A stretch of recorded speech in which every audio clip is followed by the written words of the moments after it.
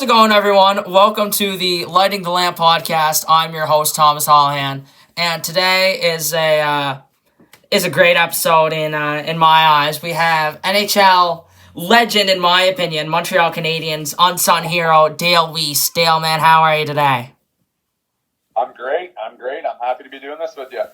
Not a bit of trouble, man. So before we let's get right into it. So one of the nicknames you had over your career was the Dutch Gretzky. So to many people, that's kind of an odd name. You're Canadian, so I'm not sure your heritage, but don't know if you have much Dutch tied to you. So where did the name Dutch Gretzky come from?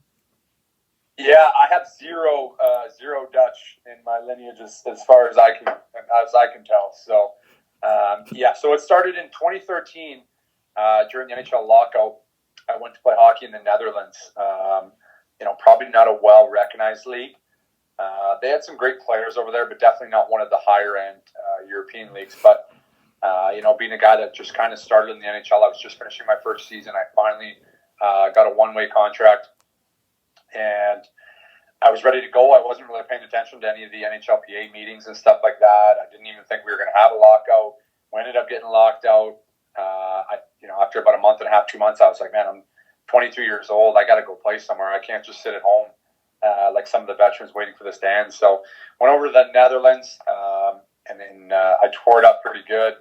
And then when I came back, the Vancouver media was like making a joke of it. And it was kind of disappointing because the people over there treated me great. The organization was great that I went to. So I was a little pissed off about that. And then when I got traded from Vancouver to Montreal that year, the Montreal media kind of ran with it and kind of put a positive spin on it, and I kind of embraced it from there. So kind of an interesting story. Yeah, that's definitely quite the story to share for sure. But obviously you retired about 2 years ago, and you actually got into real estate. So how and why did you get into real estate after your playing career? Yeah, I think, when most guys are playing in the NHL, they don't really think about what they're going to do after, or because if you're trying to succeed at the top level of anything that you do, you got to be so laser focused. There really isn't a lot of time to do anything else. In the summer, you're training, you're trying to get better, you're trying to make those extra steps. There's really no time to do other stuff. So the lockout kind of might have pushed. Not the lockout. The pandemic kind of pushed that a little bit. Where I was starting to look at some other returns.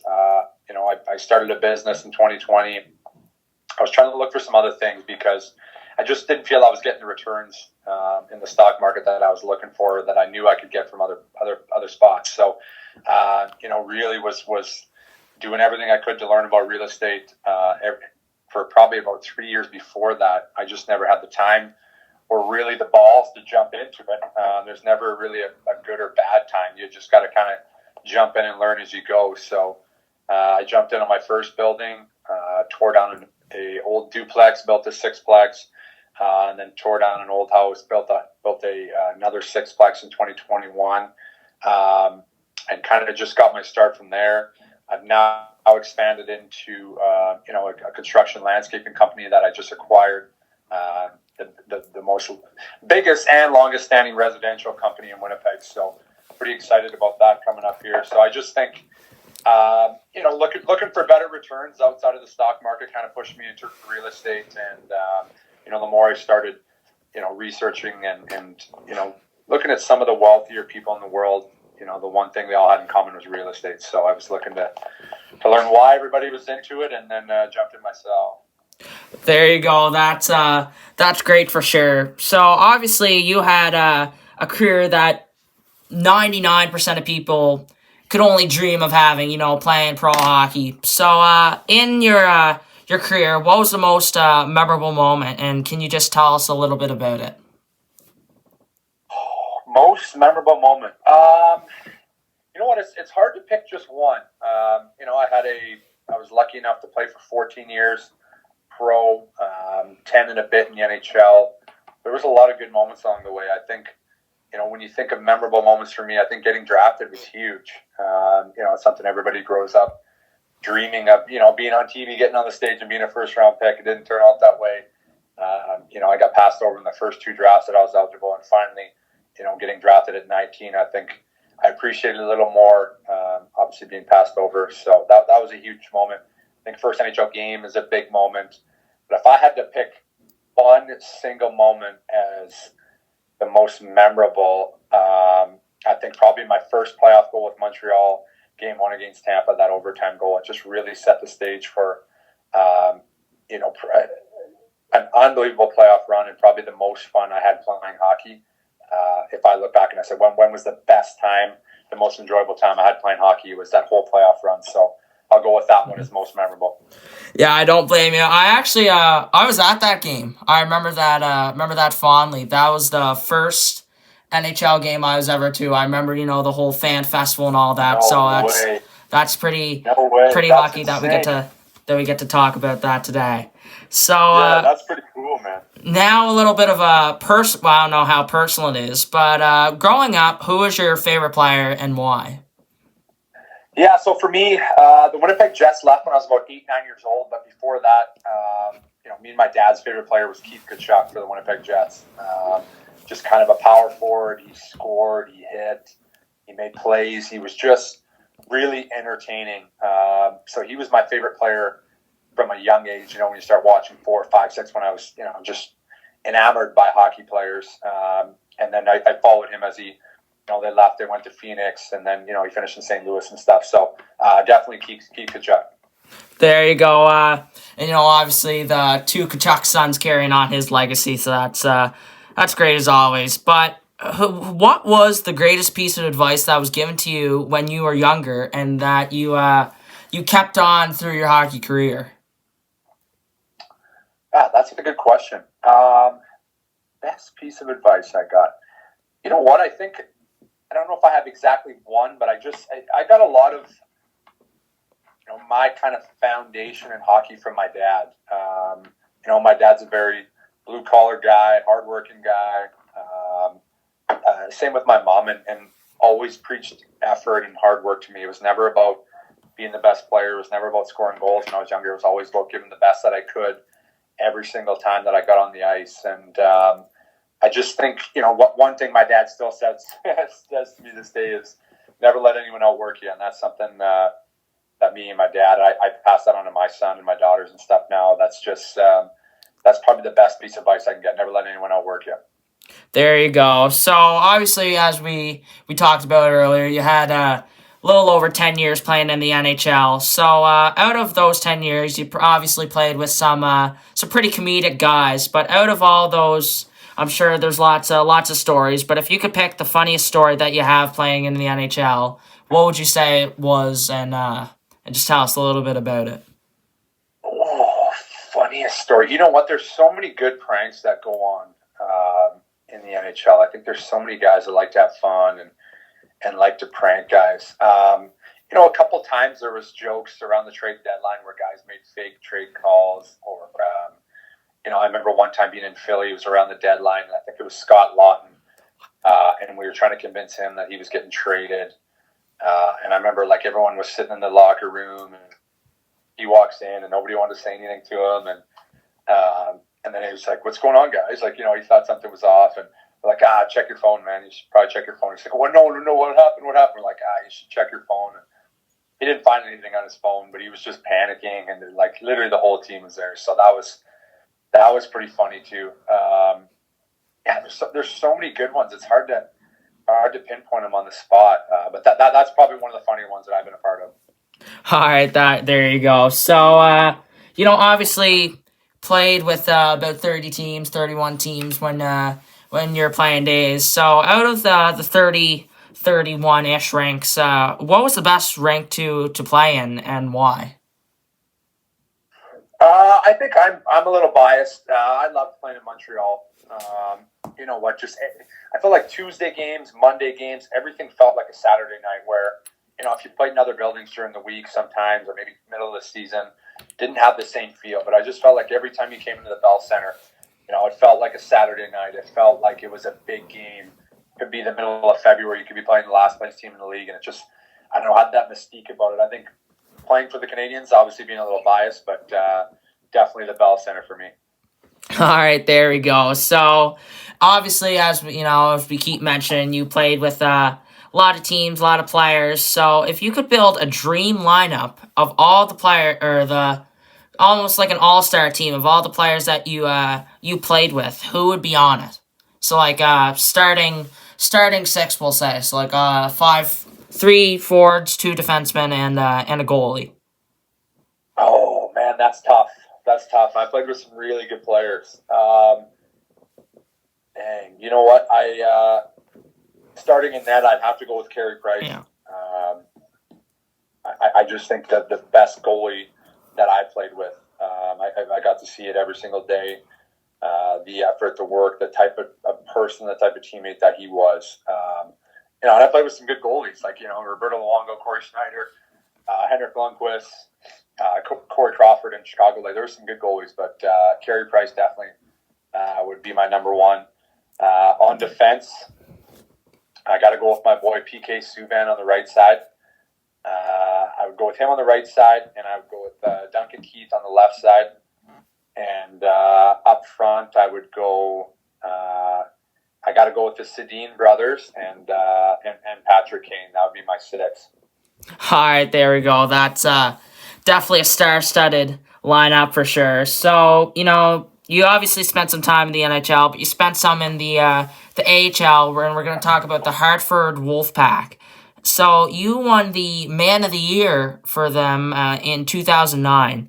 But what entails winning such a prestigious award? Like, what's kind of the characteristics that kind of have to win something like that? Yeah, I think you know what that's. I did a ton of community stuff when I was in Hartford.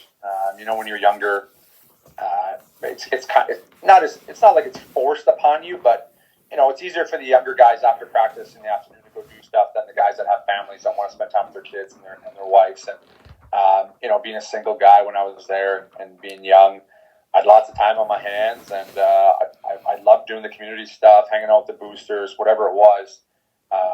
Whenever guys didn't want to do that kind of stuff, I would, raise my hand and suggest I go do it because I actually enjoyed it. I grew up a huge hockey fan. No matter where I played or what league I was in, I never felt like I was above the fans, and so I love doing that stuff. And I guess I think I was nominated the first year, and then maybe I won it the second year, but just a ton of community work and spending a lot of time in the community. Yeah, that's obviously great for sure. So we're gonna round off for the first little section, I guess. Then we got a quick second one. So being a Habs fan, obviously, I know you most as a Montreal Canadian. So I'd like to get your opinion on the team kind of so far this year, this past couple years even, and I'd like to know if you think that the Habs have a good chance of winning the Cup in a couple years' time. Yeah, you know what? The last couple years, and I've watched it probably more the last couple years than this year. I haven't watched them as much this year. But I mean, obviously, I think everybody can see that they're in a rebuild mode. You're trying to sign Suzuki and Caulfield long-term and have those as building blocks for you. There's some good young defensemen coming. Montembeault, to me, seems like, he's finally solidified himself as an actual starter and playing amazing. Every time I watch, I think he's just getting better. But I don't know. I think they're a long ways away from being a good team. I think they had so many years there where they were competitive. Probably, I in my opinion, from about 2015, even to 2021, they make a cup run. Obviously, it was a surprising run, and COVID kind of played a role in getting them there. But just the last couple of years hasn't been good as a Habs fan, and I'm really hoping they start to build some prospects and start to turn around quick, because I always feel like the league's better. The NHL is better when Montreal's a good team.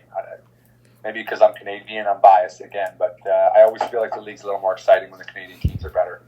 Yeah, I can definitely get behind that one for sure.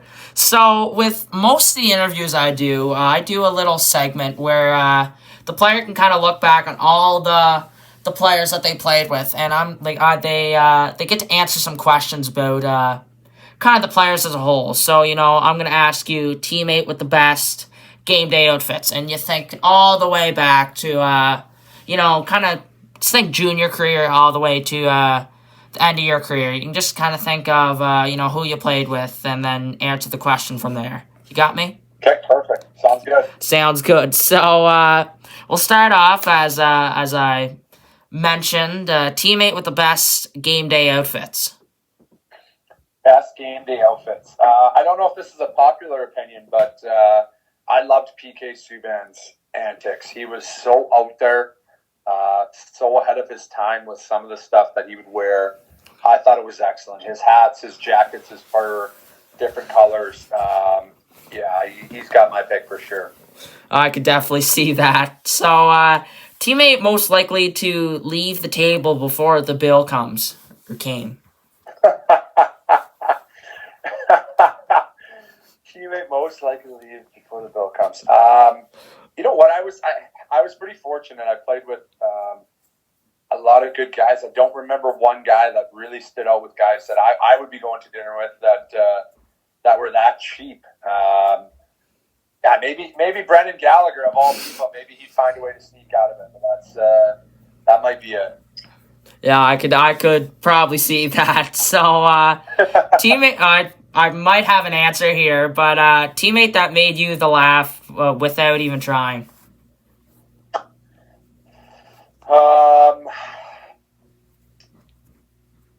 Good one. I got to go all the way back. Trying to think who I would pick for that one. You know what? I would probably say Kevin Bieksa.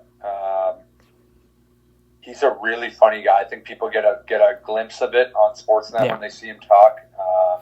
But even behind closed doors, he's even funnier. He's just such a character. He's got such a zest for life. He would make me laugh all the time. So he'd be my pick for sure. There we go. Teammate that chatted with the other team the most. Oh, teammate that chat. Claude Giroux, definitely him. Always talking to the other team. There you go. Teammate that took the longest to get out of their gear. Oh, that's a good one. Excluding goalies because they kind of have a disadvantage. Yeah, the goalies take a long. I'm trying to think. It's so weird in the NHL. Like the media comes in so quick, right? So everyone wants to get undressed so quick and get out of the room before the media comes in. So nobody really lingers that much. I'm trying to think. Torrey Mitchell, when I played with him in Montreal, was pretty slow. If I had to pick a guy that was fairly slow to get out of the room, he would sit in the room after and enjoy it a little bit, which was kind of nice because, like I said, most guys would rush off. So Torrey Mitchell. There we go. So now we're gonna go with teammate that had the weirdest pregame routine. Jordan Wheel by far weirdest pregame. Hilarious guy, just so weird. Sometimes he'd get on a scoring streak and he'd wear the same underwear and come to his stall like most guys would. There's change rooms in the back where you change out of your suit to your street clothes and you get in like your shorts and stuff. He would walk out naked, when he was on his hot streak or he's playing well, and he had some different ones. Jordan Wheel for sure. All right, so now finally, teammate that you would not let tape your stick. Teammates that I would not let tape my stick. I'm trying to think. There was a couple guys that literally never taped their stick, and it drove me nuts. Who would it be? I'm drawing a blank right now. I know a lot of guys are very superstitious with their sticks and really took their time and had some nice tape jobs, but I'm trying to think. I'm drawing a blank of who it was. My first stint in Montreal, they just made a mockery of their tape job all the time and did not care about it. Could be Brendan Gallagher too. Like that guy would never tape his practice sticks. It was just so odd. So maybe I'll go with him. All right, that's a pretty good answer, I'd say. So that's gonna do it for the questions. Now we were talking a bit earlier about business, and you obviously do in real estate, and you have a couple businesses there. So I'm gonna give you a little chance. You can do a little bit of a self promotion, and just kind of tell us about what you do, and yeah. Fire away. Yeah, absolutely. So, like I said, my wife and I, we started developing apartments probably about 3-4 years ago. Been on hold the last year and a half building our own personal house, so trying to learn the residential side on that. I think we'll continue to build, and I don't think we're going to sell our personal home, but I think we'll continue to build and sell residential homes. I actually have enjoyed it. Oh, and my wife too. We've enjoyed doing the residential more than the apartments for whatever reason. I just think you can make them a little more custom. It's a little more fun. When you do the apartments, it's kind of basic. Everything's the same floor plan. You get the same everything. So definitely that's something we're going to look to expand into. Like I said, we just acquired the biggest and oldest residential landscaping company in Winnipeg. We're taking that over actually just in a couple of weeks. So, that business has been around for 41 years. We're keeping all the same staff. Everything is the same. So that's a really good acquisition for us. Once we get in there, we can kind of analyze where I think we can grow a little bit. But the business as is right now is tremendous. And I'm really looking forward to that. I don't want to release the name because we're still we don't officially close until the 29th, so I can't really say the name and anything, but very excited about that moving forward. All right, that's great. So that does it for the interview. I just want to take this time, obviously, to thank you for taking 20 minutes out of your day to do this. Obviously, as I mentioned, a big Habs fan growing up, so this is a true honor. I appreciate it, Thomas. Thank you so much, man, and best of luck moving forward. If you need me again, let me know. Sounds good.